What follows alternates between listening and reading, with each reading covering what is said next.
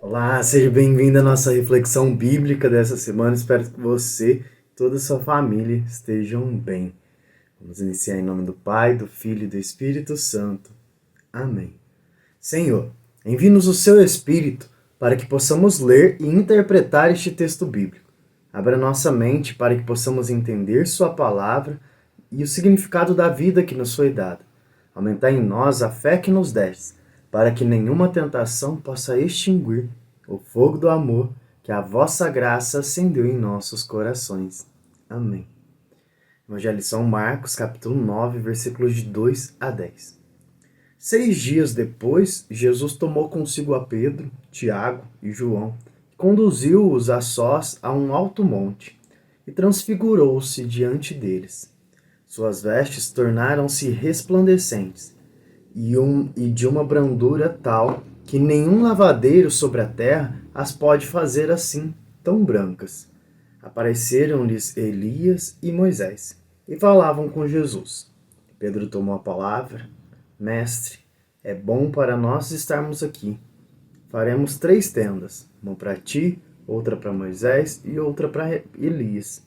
Com efeito, não sabia o que falava, porque estavam sobremaneira atemorizados. Formou-se então uma nuvem que os encobriu com a sua sombra, e da nuvem veio uma voz: Este é o meu filho muito amado. Ouvi-o. E olhando eles logo em derredor, já não viram ninguém, senão só Jesus com eles.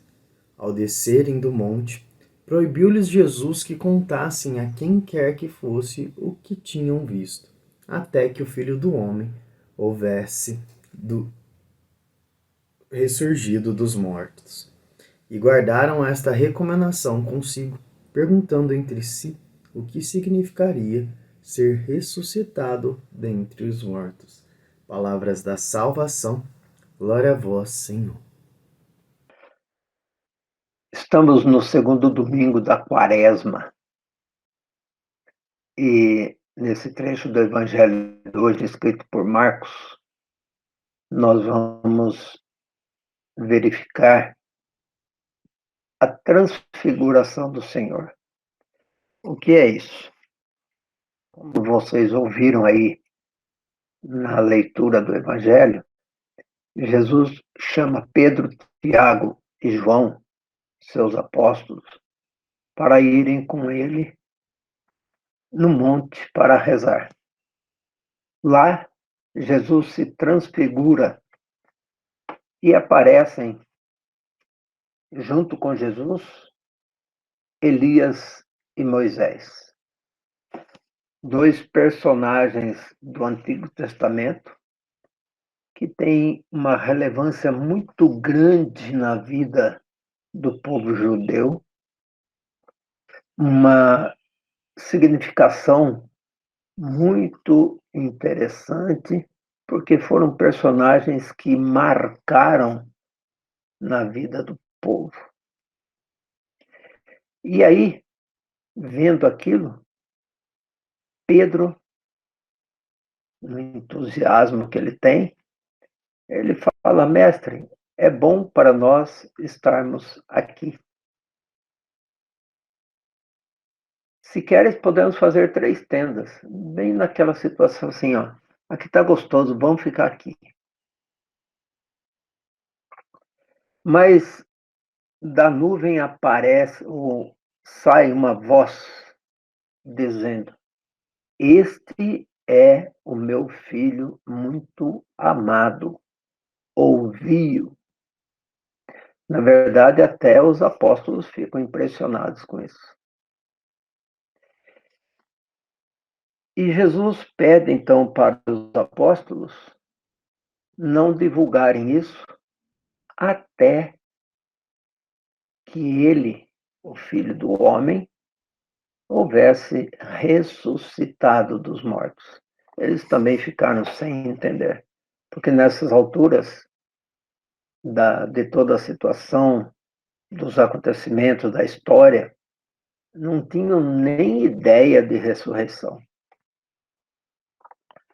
E, naturalmente, eles vão ficar impressionados. O que tudo isso tem a ver com a nossa vida? Primeiro, é a realidade de Jesus ser o Filho amado de Deus, que vai concretizar o projeto de salvação. Deus que se fez homem, como todos os outros homens, pessoa humana, como todas as outras pessoas humanas, para que, através da humanidade, Deus pudesse agir em favor de todas as pessoas, com o dom da vida, com a entrega total de si mesmo por amor, pela salvação das pessoas, da humanidade toda. E é esse o exemplo que Jesus deixa. Ele dá a sua vida a serviço dos irmãos, pela salvação dos irmãos, pela salvação das pessoas. Na verdade, os homens daquele tempo tiveram dificuldade para entender tudo isso. Embora fosse o povo de Deus, que tivesse, através dos ensinamentos dos profetas no Antigo Testamento, tivessem já muitas ideias de como seria tudo isso, eles não conseguiram entender. Por quê? Porque é uma realidade completamente fora de tudo aquilo que eles estavam vivendo, esperando e com ansiedade de que acontecesse. Eles se colocam, portanto, num jeito ou num gesto de quem não está entendendo, mas está gostando, mas não sabe como isso vai acontecer. Na verdade, fica sempre aquela dúvida: o que é que está em jogo aí? É Deus e o seu projeto ou os esquemas humanos e os seus projetos? Vamos trazer isso para a nossa realidade de hoje, 2021. Dentro de um sistema de governo, dentro de um sistema de sociedade, dentro de um sistema de economia, que nos leva a pensar que para todos nós a felicidade significa conquistar bens. A felicidade significa segurança social, status. A sociedade significa consumo, porque dá uma sensação de bem-estar. E, na verdade, a proposta de Deus é outra. A proposta de Deus parece fracasso para as pessoas. Como também para muitos no tempo de Jesus, a morte na cruz não passou de um fracasso. Não era ele que falava que ia ressuscitar as pessoas, não era ele que curava todas as pessoas. Por que não desce da cruz e se salva? Mas não é essa a lógica de Deus. Não é essa a lógica de Jesus.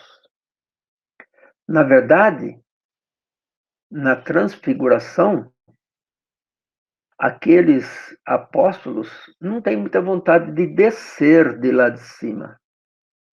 Lembram o que Pedro falou? Senhor, se quiser, nós podemos fazer 3 tendas aqui e a gente fica por aqui. Porque aqui está gostoso. Está bom demais ficar na presença de Deus. Está bom demais ficar na presença de Jesus, de Elias, de Moisés. E aqui a gente não precisa descer do morro e se preocupar com a situação da vida que está acontecendo lá fora. A mesma coisa, muitas vezes, nós fazemos na nossa vida.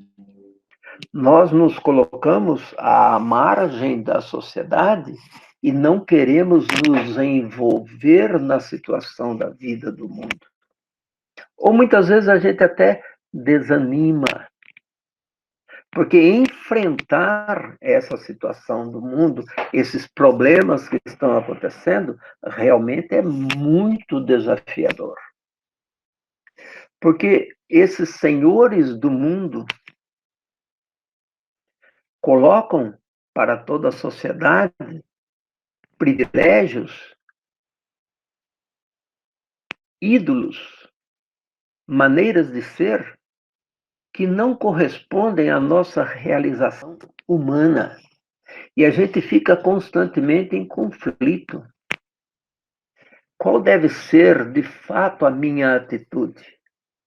Como deve ser a minha atitude? O que realmente eu tenho, com o que eu tenho que me importar? O que eu preciso fazer? Como eu devo ser para que, de fato, eu possa me realizar enquanto pessoa, para que, de fato, eu possa me realizar enquanto cristão? A palavra de Deus é, para nós cristãos, o caminho, a verdade, a vida. O próprio Jesus Cristo. A decisão de viver de uma forma ou de outra é nossa.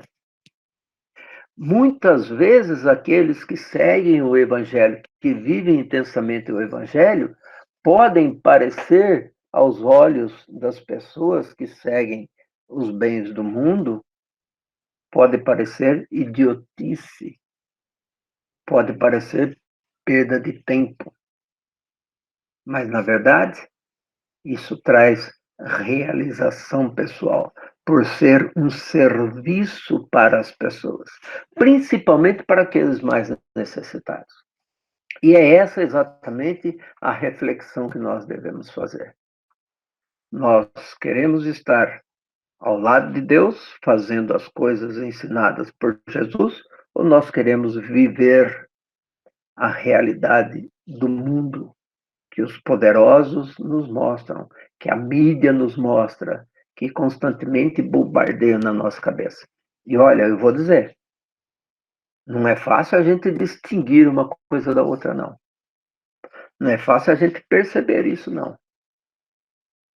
Mas é uma forma da gente começar a pensar, para a gente começar a entender como é que é todo esse mecanismo e a gente começar ou poder ter tomadas de decisão ou de decisões que vão mudar o rumo da nossa vida e dar sentido para a nossa existência. Para a gente refletir. Em que tenho baseado a minha vida? Em atitudes egoístas ou de partilha e de atenção ao próximo? Minha vida se fecha em meus desejos ou é direcionada à construção do reino de Deus? Qual o local e a importância que Jesus tem ocupado em minha vida? Pense um pouquinho. Neste evangelho de hoje, nós vemos Jesus se mostrando um pouco ainda mais, mostrando ali seu lado divino, e o Pai dizendo: eis aí, meu filho muito amado. Ele mostra seu amor por Jesus, mas lembrando que Jesus veio por nós, é também nisto reforçado o amor por nós, que possamos, com este anúncio, essa alegria da ressurreição que Jesus aqui já antecipa nesse evangelho, nos entregarmos confiantes, nos entregarmos com grande esperança, fé e com paciência também nas mãos de Deus, a ação do Espírito Santo. Te convido a se colocar nesse momento com tudo aquilo que você vive, todas as suas necessidades, clamando para que Deus toque, para que Deus haja, para que o Espírito Santo conduza as suas ações e providencie tudo aquilo que for necessário. Hoje o céu se abre para derramar sobre os corações toda a graça do Pai. E eu também quero me derramar de todo o meu coração nos braços do Pai. Vem, Espírito Santo, com teu poder, toca meu ser, fluir em mim. Vem, Espírito Santo, com teu poder, toca meu ser, fluir em mim. Hoje eu posso ser novo homem pelo teu poder, renascer. Hoje eu posso ser novo homem pelo teu poder, renascer.